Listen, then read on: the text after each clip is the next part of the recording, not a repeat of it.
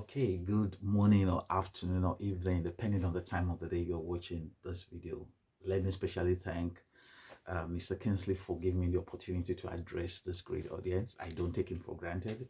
He's been a phenomenal leader, making a difference in this space, speaking to young people, to older people, to parents, to schools, and to teachers. Thank you, bro Kinsley, for what you're doing. And I'm always proud of you.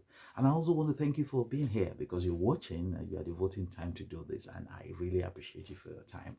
I have a short time to just speak very briefly about the questions about creativity. And my whole goal is for me to expand the concept of creativity and ensure that we are not defining creativity in such a way that is not inclusive enough.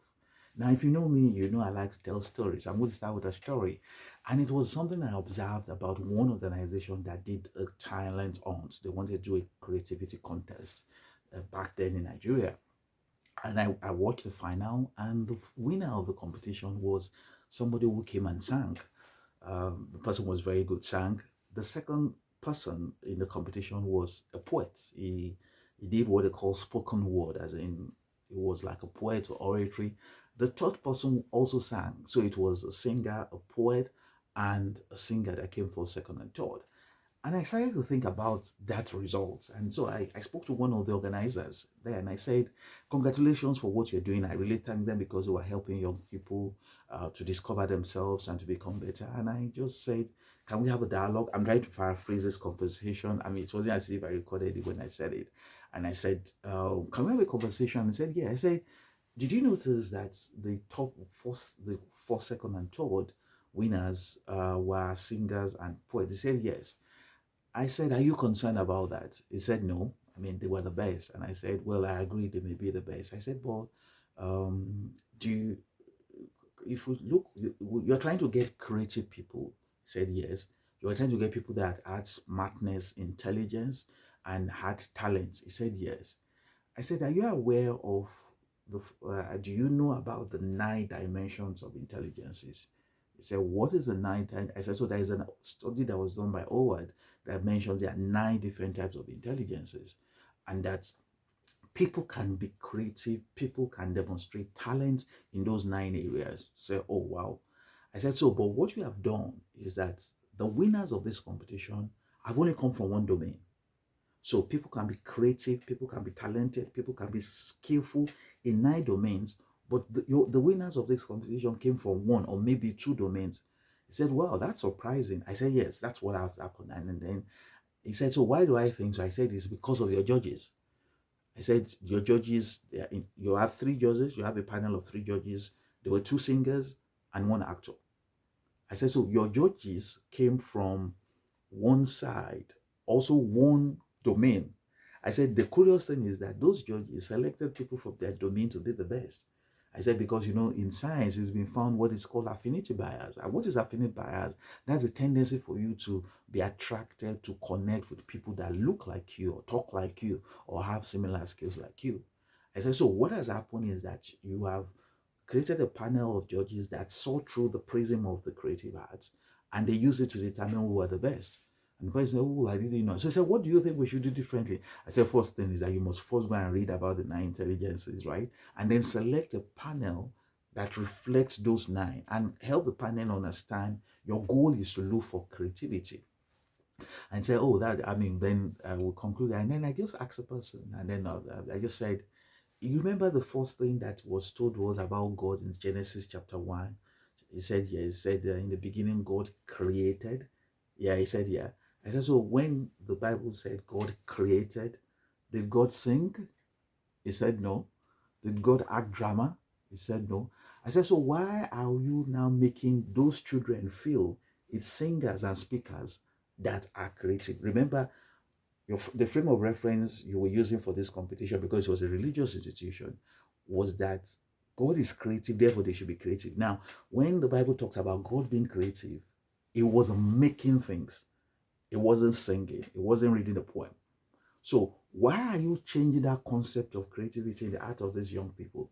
And he said, yeah, they understood, and I believe they improved that. Now, what are the lessons I want to bring for that? Number one, we seems to think there is an affinity between creativity, talent, and the creative arts. Actually, we actually call it the creative arts.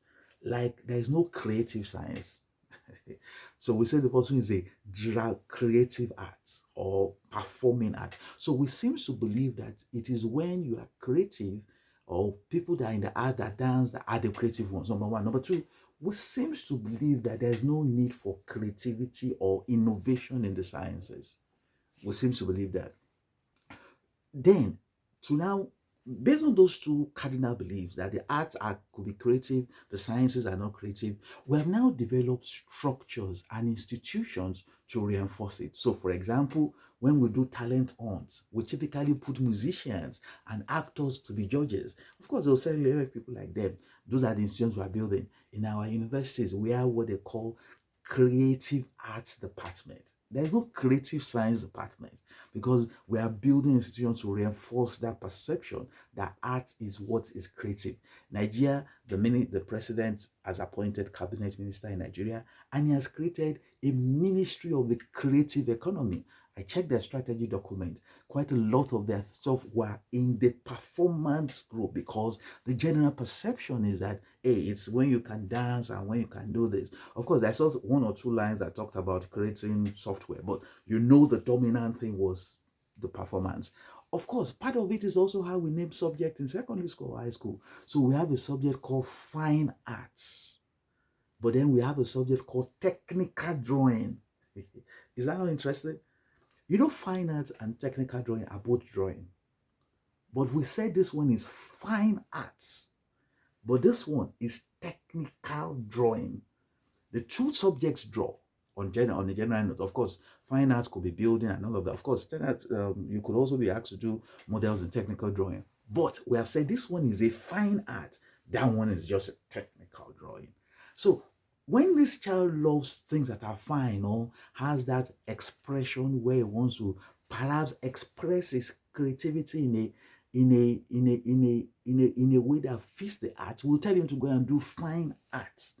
But if the guy wants to become an engineer and wants to become an architect, we ask the guy to go and do technical drawing. Now, what the guy realizes is that when he graduates and he becomes an architect and he wants to design the building for GT Bank is not going to give him that contract because he can draw boxes.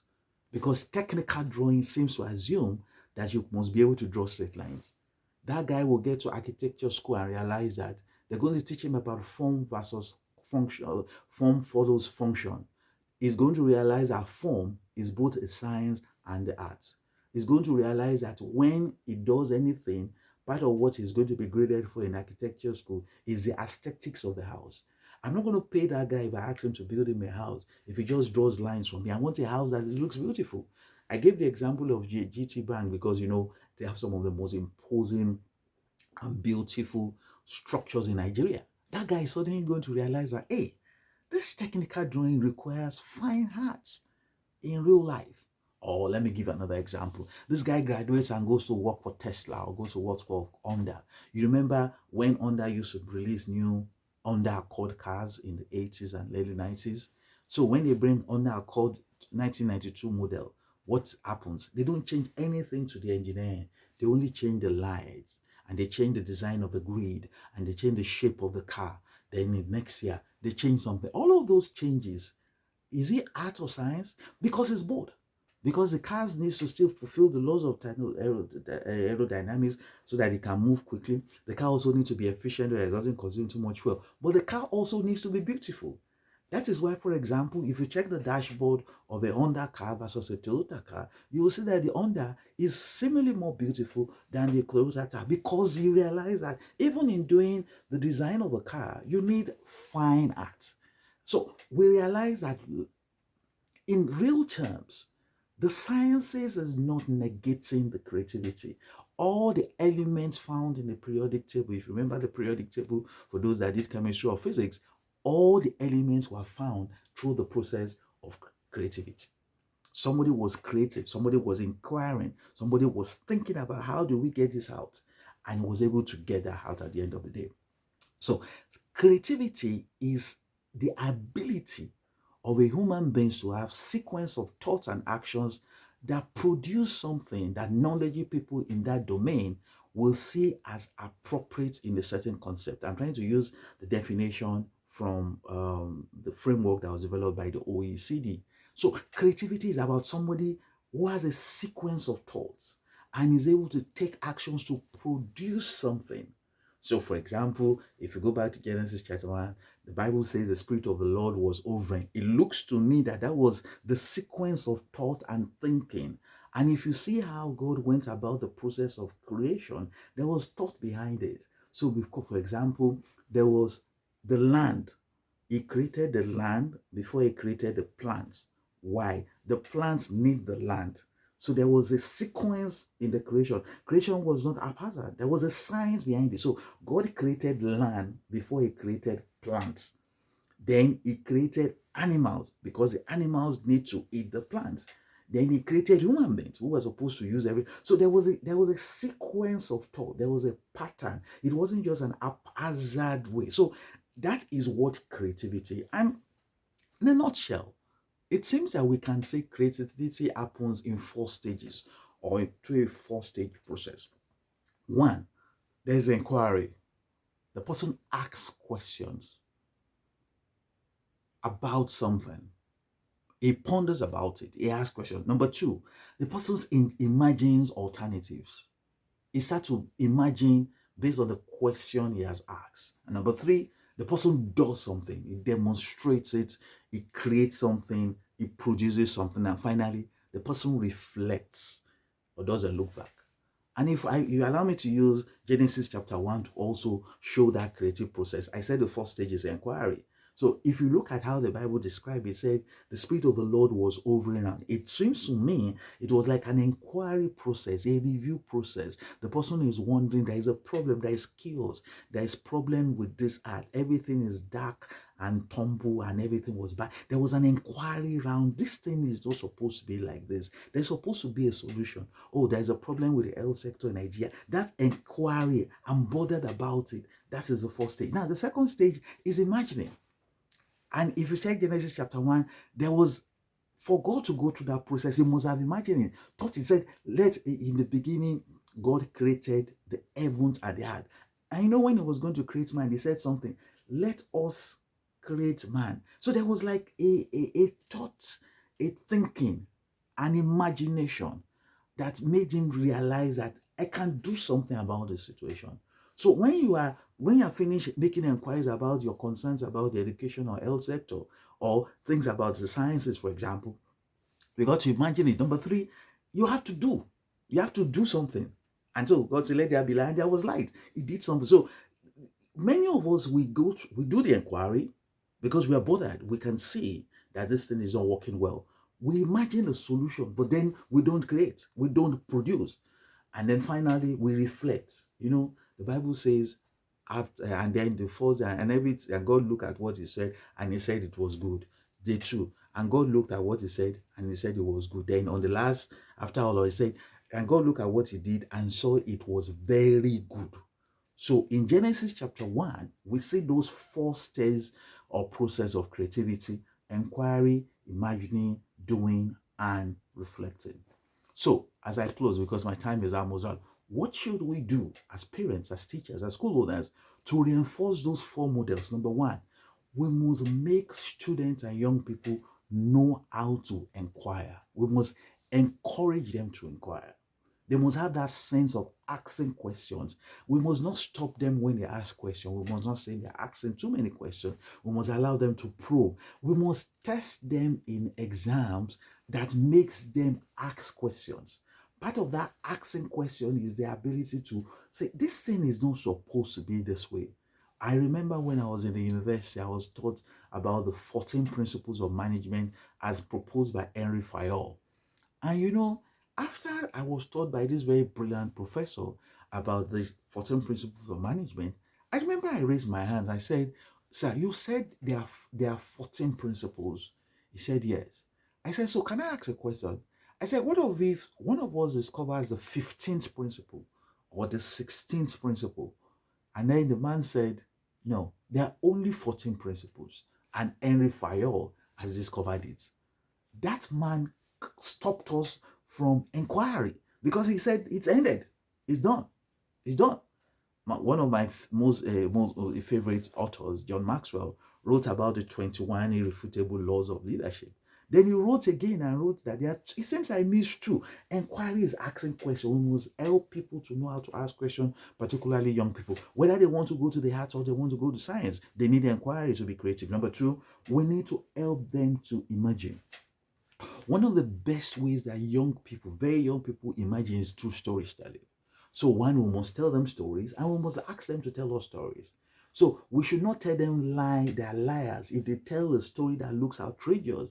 So you ask a 3 or 4-year-old boy to tell you a story, and in that one story there is Mickey Mouse, and there is God, and there is Jesus, and there is Angel, and there is Amitabh Bachchan, and there is Shakira, and there is Beyonce in one single story. That is part of the result. That's part of that came from his imagination. Allow the child to imagine. Part of what helps imagination is for us to start to teach subjects in a broad way. So, for example, you are teaching a child rainfall in geography. Help the guy to link it with science, right? Help him to link it with agriculture. That imagination process we need to do. Number three is, what can we start to do to make the child produce things? So this child has thought about the problem, has inquired, has imagined. So we can ask him to produce something. Now, the production could just be that we ask him to do a presentation to us in the house. So we watch a film, right? We'll watch a film. I don't know which is the reigning film now. Barbie? I don't know.